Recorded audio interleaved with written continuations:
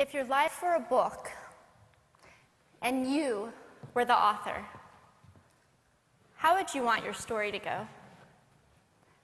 That's the question that changed my life forever. Growing up in the hot Las Vegas desert, all I wanted was to be free. I would daydream about traveling the world, living in a place where it snowed, and I would picture all of the stories that I would go on to tell. At the age of 19, the day after I graduated high school, I moved to a place where it snowed, and I became a massage therapist. With this job, all I needed were my hands and my massage table by my side, and I could go anywhere. For the first time in my life, I felt free, independent, and completely in control of my life. That is, until my life took a detour.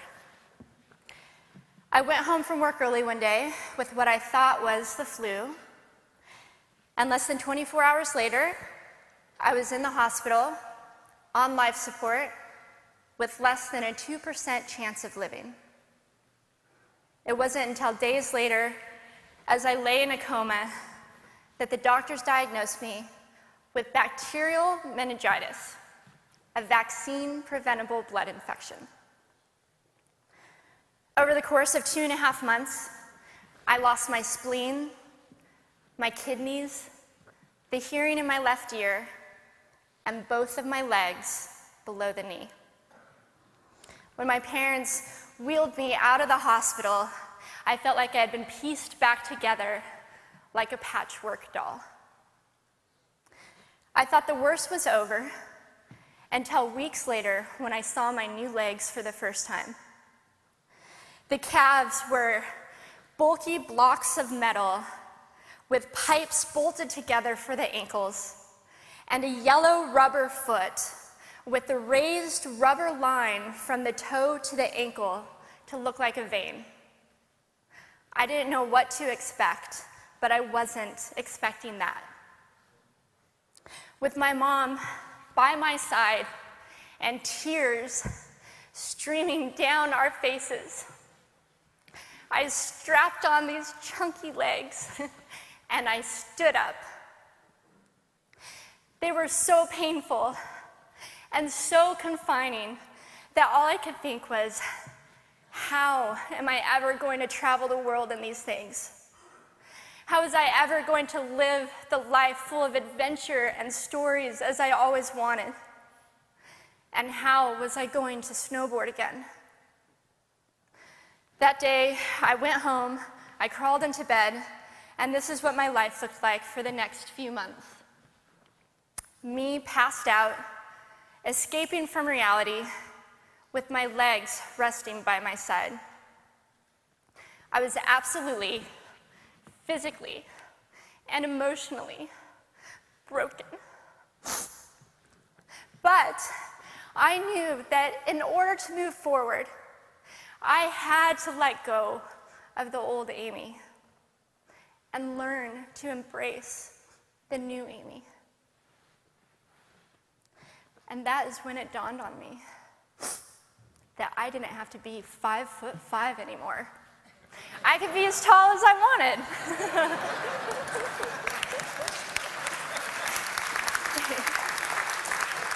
Or as short as I wanted, depending on who I was dating. And if I snowboarded again, my feet aren't going to get cold. And best of all, I thought, I can make my feet the size of all the shoes that are on the sales rack. And I did.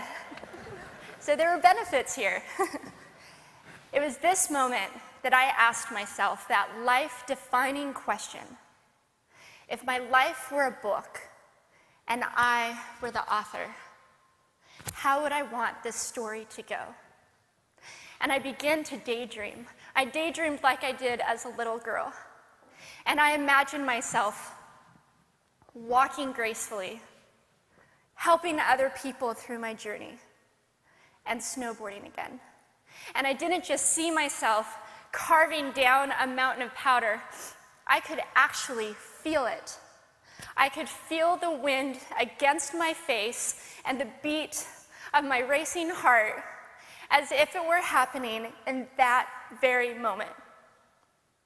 And that is when a new chapter in my life began.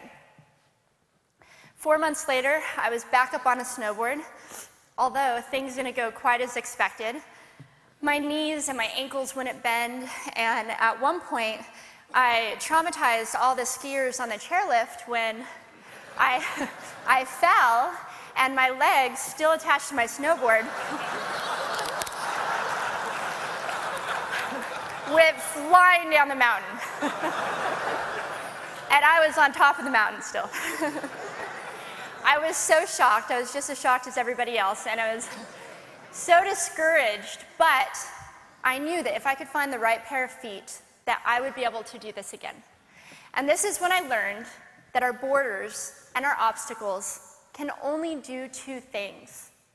One, stop us in our tracks, or two, force us to get creative. I did a year of research, still couldn't figure out what kind of legs to use, couldn't find any resources that could help me. So I decided to make a pair myself. My leg maker and I put random parts together, and we made a pair of feet that I could snowboard in. As you can see, rusted bolts, rubber, wood, and neon pink duct tape. And yes, I can change my toenail polish.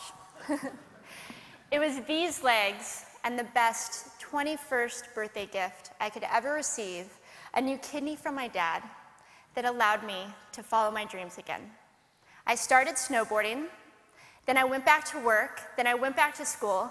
Then in 2005, I co-founded a nonprofit organization for youth and young adults with physical disabilities so they could get involved with action sports. From there, I had the opportunity to go to South Africa, where I helped to put shoes on thousands of children's feet so they could attend school. And just this past February, I won 2 back-to-back World Cup gold medals. Thank you.